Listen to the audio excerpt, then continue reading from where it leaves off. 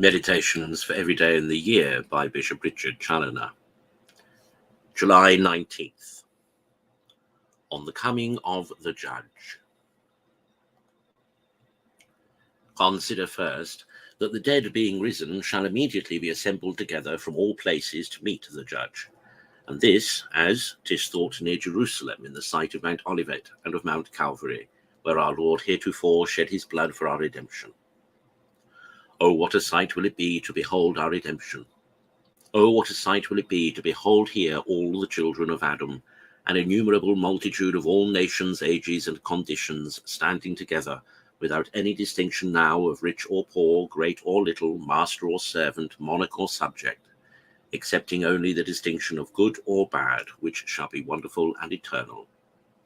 Alas, how mean a figure shall an Alexander or a Caesar make at this appearance, or any of those celebrated heroes of antiquity whose very name has made whole nations tremble.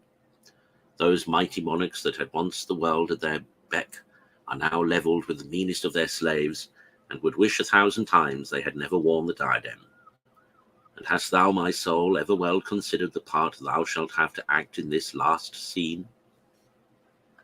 Consider, secondly, how the great Judge shall immediately make his appearance, and every eye shall see him coming down from heaven with great power and majesty, armed with all the terrors of his justice, and surrounded by all his heavenly legions. Oh, how different from his first coming shall this his second appearance be! His first coming was with wonderful meekness and humility, because that was our day in which he came to redeem us by his mercy. But at his second coming it will be his day, in which his justice will revenge upon sinful man the cause of his injured mercy, with a final vengeance once for all. Ah, miserable sinners, how shall you then be able to stand before his face, or bear his wrathful countenance? How shall you then wish to hide your guilty heads, even in the lowest hell, rather than to endure his dreadful appearance? But all in vain. You must stand it out.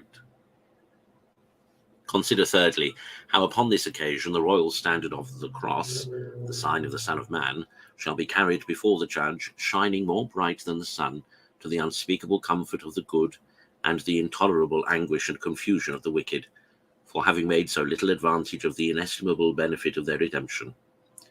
Here they shall plainly see what their God has suffered for their salvation, and how great has been his love for them, that boundless and unparalleled love which brought him down from his throne of glory and nailed him to the cross. Oh, how shall they now condemn their past obstinacy and sin, with all their blindness and ingratitude? Oh, how shall this glorious ensign justify in the face of the whole universe the conduct of God and the dreadful torments he has prepared for unrepenting sinners? For what less than a miserable eternity can be punishment enough for so much obstinacy and sin, after so much goodness and love?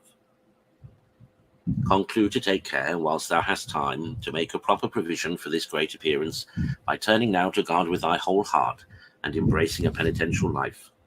For why should thou go on any longer adding daily sin to sin, and treasuring up to thyself wrath against this day of wrath?